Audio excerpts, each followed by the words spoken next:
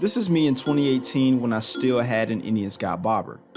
I bought it in 2017 to add next to my 2007 Suzuki N109R. And the Scout bobber was the start of my very first American motorcycle ownership, along with my intro to owning my very first Indian motorcycle. Believe it or not, even with that motorcycle at the time when I bought my Indian Scout, the Indian Scout taught me a lot as a rider. It taught me a lot as a creator. It taught me about safety because when I had my accident, I didn't have my jacket on. But that motorcycle and the experiences I had with it shaped me as I am today. So I can thank Indian Scout for a lot of things. But after riding the Indian Chief through Arizona, it changed my perspective on what bike I would buy now that Indian Scout bobber, Indian Scout, and also Indian Chief bobber, etc., they're all available now. So it's like, would I do the Indian Scout bobber again? Now, when I bought my Indian Scout bobber, there wasn't a mid-size cruiser option from Indian that was not only bigger, but had the heavier weight engine like the Thunderstroke or the Power Plus. But I was just happy to have my Scout complement my 109 because I used it for more long distance riding versus in-town riding on the Scout. My Scout was lighter, more nimble, and easier to move around while riding in the city. But I also didn't want to fully commit to a bagger for the sake of money and the size difference compared to a muscle bike. So I had Scout, and I enjoyed it for what it was. We had lots of fun dirt and off the beaten path adventures, some city and country road escapes, interstate riding, along with maintaining my Scout. Tell me now. Oh, dude. I might be out of gas. But then I realized Scout out of the box wasn't set up for longer rides, but I knew that from the beginning. But the Scout had more harsh suspension, no cruise control, and the overall size of the bobber with this more narrow filling handlebars made it feel tiny compared to my Suzuki. But I love the look and the simplicity of the Scout. There was also a lack of wind protection at the time, but to be fair, I also don't have one on my 109 simply because I choose style over function. Now, of course, Indian Scout is a mid-size cruiser. It's not considered entry-level with that 1130cc liquid-cooled engine and 100 horsepower, but Chief has that heavy but middleweight status from that Thunderstroke power plant.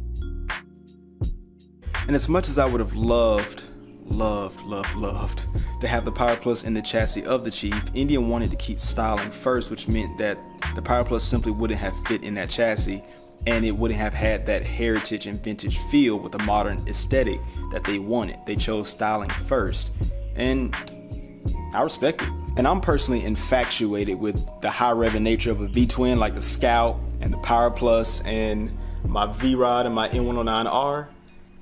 Chief made up for it in other areas. It made up for the motor with cylinder deactivation and power modes. So cylinder deactivation is a feature I think Scouts should have, considered how I mentioned years back how my own Scout got noticeably warm on the right side from the rear cylinder, even with liquid cooling. 200 degrees Fahrenheit sitting at a stoplight on this bike, and during the summer, it cooks your thighs. So right here, in this area sitting at a stoplight, it gets incredibly hot on both sides, to the point where when I'm sitting at a stoplight, I actually rub the bottom of my thighs just to stop the heat. And Indian has used cylinder deactivation for a few years now on Thunderstroke and now Power Plus and FTR, so naturally I'd expect that on Scout at some point. And with power modes, many people question that feature, and is simply beneficial for new riders coming to the platform that have the extra money to spend on Chief. And on the more experienced side of riding, sport mode is absolutely bonkers on the Chief, and while some think it doesn't make a difference in the modes, they're lying. It does. I don't necessarily see a need for power modes on Scout, considering it delivers power in a more manageable and forgiving way. But either way, added rider aids to make people consider Scout more as a first bike is always a win. So ABS for now just might be enough. But since I already had experience on bigger V-twins, there wasn't an issue on whether or not I needed power modes on either Scout or Chief, except in wet weather and on dirt roads, because sport mode gets very sketchy in those conditions. But again, lowering the barrier to entry is always welcome. Chief also made up the difference in Scout with cruise control, more suspension travel, a bigger brake setup, and the fully featured ride command, along with a larger gas tank, even though most think 4 gallons simply isn't enough. And surprisingly, some of the Chiefs were reporting an average gas range of 160 miles, while some even reported around 190. So again, is 4 gallons enough assuming you're friendly on the throttle?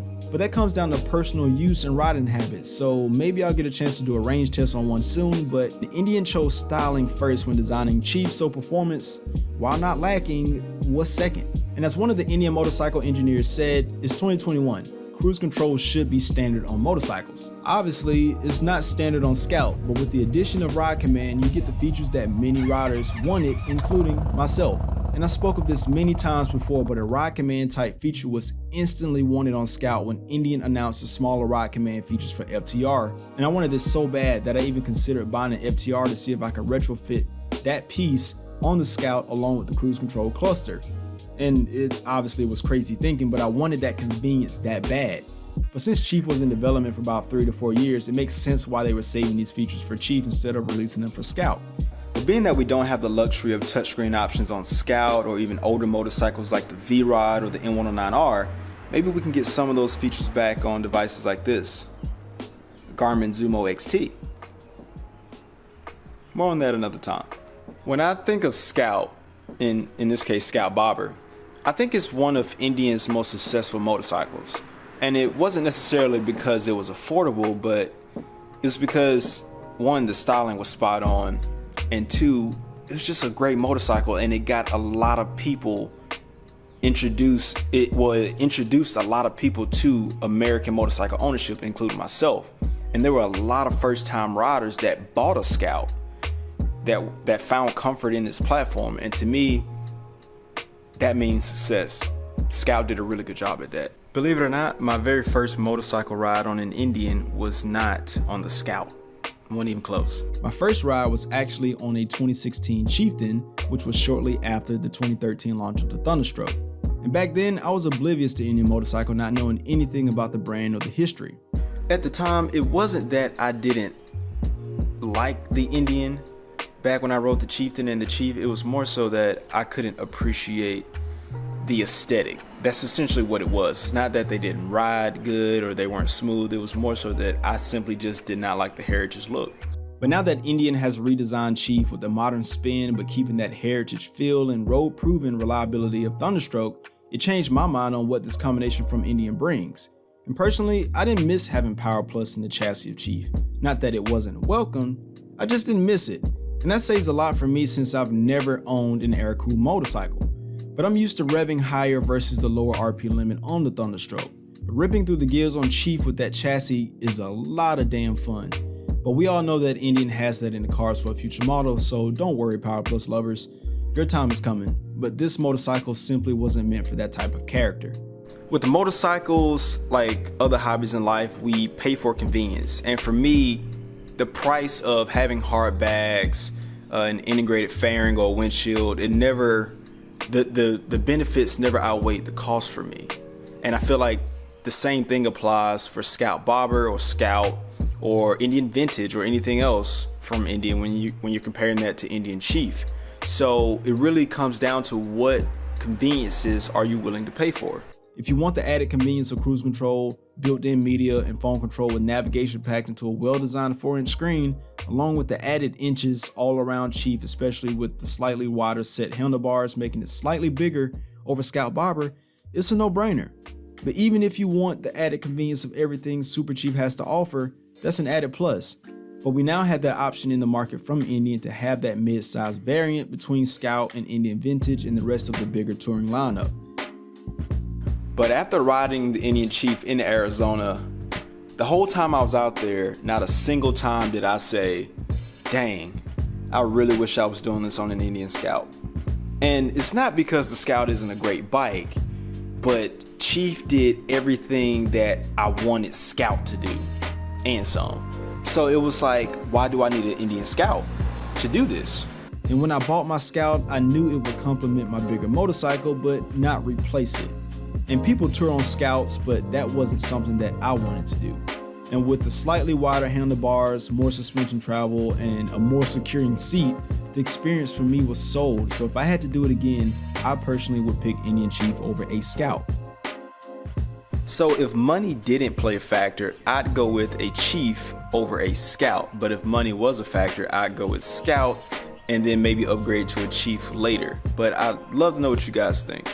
The natural progression in the Indian motorcycle lineup is Scout towards a Chief and then a bigger touring motorcycle, whether it be fixed fairing or not. You don't necessarily have to go in that order. So if you already own an Indian motorcycle, are you planning on upgrading to a Chief?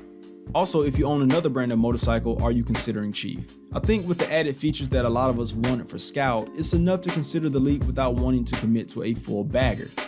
And I firmly stand behind my comment that while out there in Arizona, I did not think about an Indian Scout the entire time, simply because Indian Chief did it for me. But if you have to blame somebody, blame Indian for making a better bike against their own bike. And a lot of you asked me whether or not I think Chief is a great bike for new riders. The simple answer is absolutely. My recommendation for anyone looking to ride is to always start off the right way, which is, of course, taking a motorcycle safety course and getting your M endorsement on your license. That is setting you up for the best path of riding a motorcycle, in this case, Indian Chief or any other motorcycle. So if you have the basics down and Chief is the bike that you want, buy the Chief and just set the power modes to tour, and as your skills progress, change it to standard or sport. It's that simple.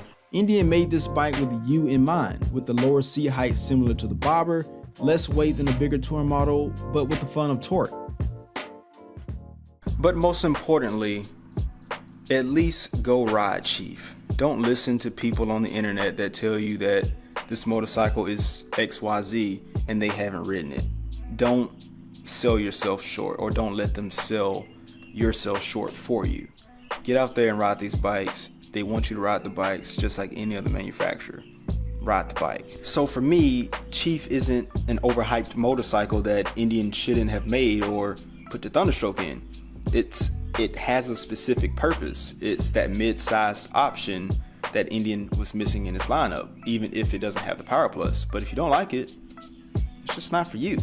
But it's also good that Indian is listening to the community and listening off of feedback, and for instance, updating its FTR line based on consumer, complaints. They made it better, and that's what we want. So yeah, Indian's in the right direction.